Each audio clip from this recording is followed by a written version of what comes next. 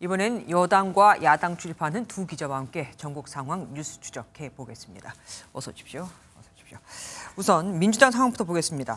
매주 탄핵 예고를 하고 있고요. 거기다가 특검도 동시다발적으로 지금 막 나오고 있습니다. 우선 정리를 해보고 넘어가야겠어요. 네, 특검은 크게 세 가지입니다. 김건희 여사 특검 하나랑 내란 특검이 두 개입니다. 네 번째 김건희 여사 특검 오늘 다시 발의가 됐고요. 내란 관련 일반 특검도 같이 발의됐습니다.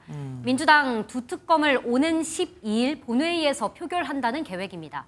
내란 상설 특검은 앞서 지난 6일 발의돼서 오늘 법사위 문턱을 넘었고요. 네. 내일 본회의에서 바로 표결이 가능합니다. 네, 그런데 이렇게 특검법을 쏟아내도 대통령이 거부권 행사할 수 있는 거 아닙니까? 일단 상설 특검은 거부권 대상이 아니고요. 일반 특검의 경우 물론 그럴 가능성이 있습니다. 그런데 거부권을 쓰는 순간 대통령 권한을 행사하는 것이기 때문에 이 직무에서 배제시켰다는 정부 여당 말과 어긋나게 됩니다. 네. 이 거부권 쓸 수도 없고 그렇다고 순순히 특검을 받을 수도 없는 딜레마 상황인데 민주당 이를 노리고 압박할 것으로 보입니다. 그런데 거부권을 안 쓴다고 해도 특별검사 임명권은 결국 대통령한테 있잖아요. 그러면 임명 안 하면 무죄 그냥 끝나는 거 아닙니까? 그래서 민주당에 추가한 조항이 있습니다. 이 대통령이 임명하지 않으면 추천자 중 연장자가 임명된 것으로 본다는 조항인데요. 네, 이번에 처음 신설된 건 아니고 지난 7월 최혜병 두 번째 특검 때부터 민주당은 이런 대통령의 임명 지연을 방지하기 위해서 대비를 좀 해왔습니다. 그래서 특검법이 국회 문턱만 일단 넘긴다면 특검 임명 그리고 수사 개시까지 좀 가능해 보입니다. 예, 대통령만 이렇게 압박하고 있는 건 아니죠? 네, 그렇습니다. 한덕수 국무총리에 대한 고발과 일단 탄핵 검토도 진행 중이고요. 박성재 법무부 장관 그리고 조지호 경찰청장에 대한 탄핵안이 내일 보고됩니다. 또 국회 안에서는 추경호 원내대표에 대한 제명 추진을 하고 있죠. 추 원내대표처럼 계엄에 직간접적으로 연결된 여당 의원들, 민주당이 추가로 제명 시도할 수 있다는 이야기도 나옵니다. 네, 탄핵이야 대통령 단독으로 뭐 통과시킬 수 있습니다. 그러면은 국회의원 제명은 실현 가능성이 있습니까? 일단 국회의원 제명 같은 경우엔 결론부터 말씀드리면 좀 쉽지 않아 보입니다. 실제로 의원이 제명이 되려면 먼저 국회 윤리특위가 징계 수위를 결정을 해야 되고요. 그 다음에 본회의에서 표결이 이루어져야 됩니다. 그런데 22대 국회에 윤리특위가 아직도 안 꾸려졌고요. 아이고. 네, 또 설사 윤리특위가 제명을 결정하더라도 본회의에서 재적의원 3분의 2 이상인 200명의 동의가 있어야 됩니다. 대통령 탄핵급이군요. 네. 그래서 민주당도 이게 어렵다는 거 알고는 있습니다. 네. 당 원내 핵심 관계자는 추 원내대표의 행위가 얼마나 잘못됐는지 알리기 위한 차원이라면서 국회에서 할 수 있는 모든 것을 하는 것이라고 덧붙였습니다. 네, 이번에 김지영 기자께 좀 여쭤보겠습니다. 여야 모두 그러니까 대통령이 물러나야 한다는 데는 지금 이견이 없는 거잖아요. 그러면 어떤 점에서 이렇게 대치를 하고 있는 건지도 궁금합니다. 결국 시간 싸움이라고 볼 수 있습니다. 국민의힘은 퇴진 로드맵을 짜서 시간을 두고 대통령의 권한을 내려놓게 하자는 거고요. 민주당은 탄핵을 통해 즉시 직무에서 배제하자는 겁니다. 그러니까 여야가 주장하는 방식에 따라서 대통령이 직무에서 배제되는 그 시점의 차이가 있다, 뭐 이 얘기입니까? 네, 탄핵은 국회 통과 즉시 직무가 정지되지만요. 헌법재판소가 탄핵을 인용해야만 직무에서 완전히 배제됩니다. 네. 이런 이유에서 여당 내에선 친한계를 중심으로 탄핵 일정에 대통령의 퇴진 일정을 맞춰야 한다는 주장이 나옵니다. 박근혜 전 대통령 탄핵 당시 상황을 보면요. 2016년 12월 9일 당시 박근혜 대통령 탄핵안이 국회를 통과했고 2017년 3월 10일 헌법재판소가 탄핵을 인용합니다. 3개월의 시간이 걸렸죠. 네. 이후 2개월 뒤인 5월 9일 조기 대선이 치러졌는데 탄핵안 국회 통과부터 대선까지 5개월이 소요된 겁니다. 네.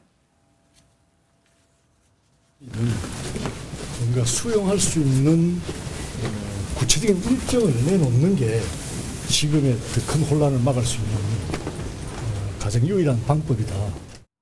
잠깐만요. 지금 듣고 보니까 퇴진을 하는 거냐, 탄핵하는 거냐, 결국 비슷한 시점에 대통령이 물러나는 건 마찬가지잖아요. 그러면은 왜 싸우는 겁니까? 하지만 탄핵이 불러올 이 정치적 파장을 걱정하는 겁니다. 탄핵은 국회 의결로 결정되는 징계와도 같습니다. 박근혜 정부에 이어 윤석열 정부도 강제로 임기를 종료하면 국민의힘, 나아가 보수 세력이 전국 주도권을 완전히 상실하게 된다는 우려가 큽니다.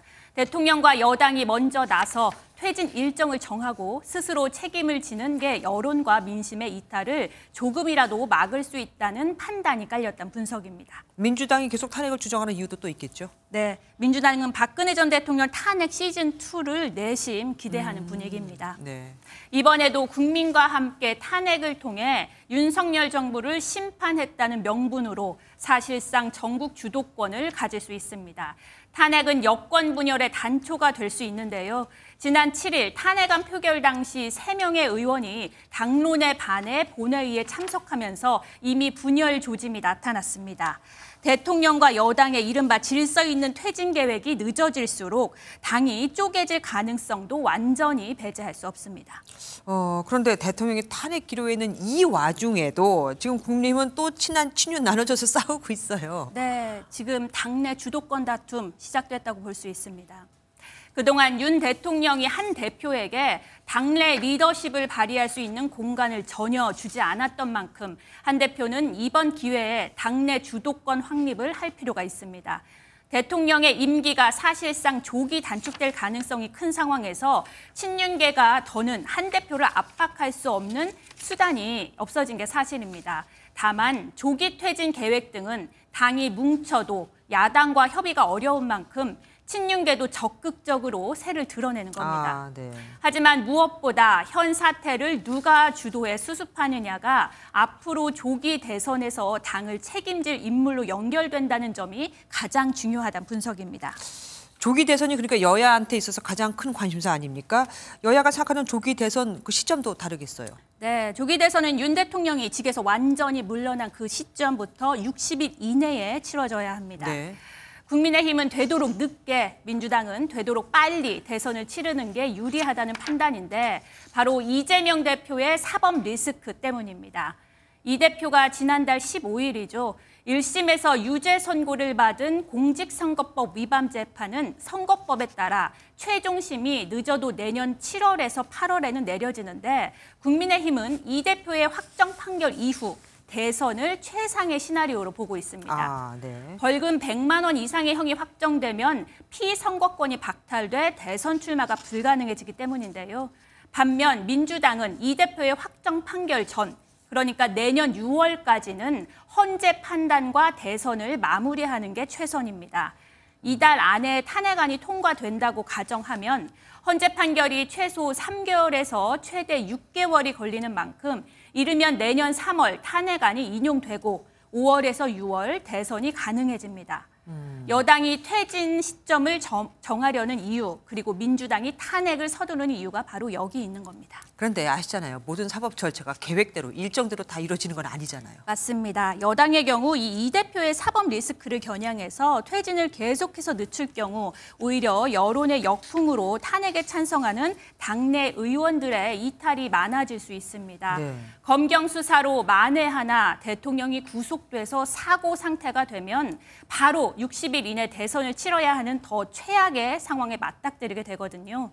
또 여권의 가장 유력 대선 주자로 꼽히는 한동훈 대표의 경우 대선에 나오려면 당장 당헌도 고쳐야 합니다. 국민의힘 당헌에 따르면 대통령 선거일 1년 6개월 전에 당대표직을 사퇴해야 합니다. 한 대표 대선 출마를 위해선 우선 최고위가 정국위를 소집하고 여기서 당헌 개정안을 만든 뒤 전당대회에서 당원들의 과반 선택을 받아야 합니다. 네. 민주당 역시 이 대표의 사법 리스크가 살아있는 만큼 조기 대선으로는 마냥 안심할 수만은 없습니다. 예, 표 기자, 조기 대선이 이루어지려면 대통령이 퇴진을 해야 되는데 지금 탄핵안이 통과됐다고 그냥 되는 게 아니잖아요. 그 뒤로도 지금 또 일정이 계속 이어져야 합니다. 네, 그래서 민주당은 이 탄핵을 심사하는 절차도 좀 차질 없이 진행되도록 신경을 쓰고 있습니다. 말씀하신 대로 국회에서 탄핵안이 가결되더라도 그때부터는 또 헌법재판소의 시간이 있죠. 지금 헌법재판관 3명이 공석이라서 탄핵 심판 자체가 어려울 수 있는 만큼 이 민주당은 남은 국회목 3명 중 민주당 목 2명부터라도 빨리 채우겠다는 전략입니다. 현행법상 헌법재판관 후보는 민주당이 단독으로도 선출할 수 있는데요. 윤 대통령이 임명을 거부할 수는 있지만 민주당은 대통령이 거부한다면 이것 역시 탄핵 사유로 삼을 방침입니다. 예, 우리가 지금 계엄 때문에 잊어버리고 있었던 일이 있죠. 예산안 문제가 있습니다. 국회의장이 내년 국회 예산안을 내일까지 협상해오라고 얘기를 했었잖아요. 네, 말씀하신 대로 비상계엄과 이어진 탄핵 정국으로 좀 뒷전으로 밀렸습니다. 앞서 민주당은 대통령이 물러나지 않으면 앞서 삭감한 정부 예산안에서 추가로 7천억 정도를 더 삭감할 수 있다고 으름장을 놨었습니다. 다만 정부의 우려와 민주당 내 예결위원 사이에서도 우려의 목소리가 나왔는데요. 현재 여야 정책위의장과 기재부 차관이 협의를 진행 중인데 민주당은 여기서 결론이 나지 않으면 앞서 예결위를 통과한 삭감안, 그러니까 정부 예산안에서 4.1조를 깎은 예산안을 내일 처리할 계획입니다. 예산 등에 밝은 민주당 내 한 중진 의원은 부족하면 추경으로 만회할 수 있다면서 좀 강경한 입장 보이기도 했습니다. 네. 민주당은 우선 내일 정책위의장과 예결위원들의 논의를 거쳐서 본회의에 최종안을 올린다는 계획인데 국회의장이 추가 협의를 종용할 수 있다는 전망도 나옵니다. 예, 지금까지 김지영, 표선우 두 기자와 함께했습니다. 수고하셨습니다.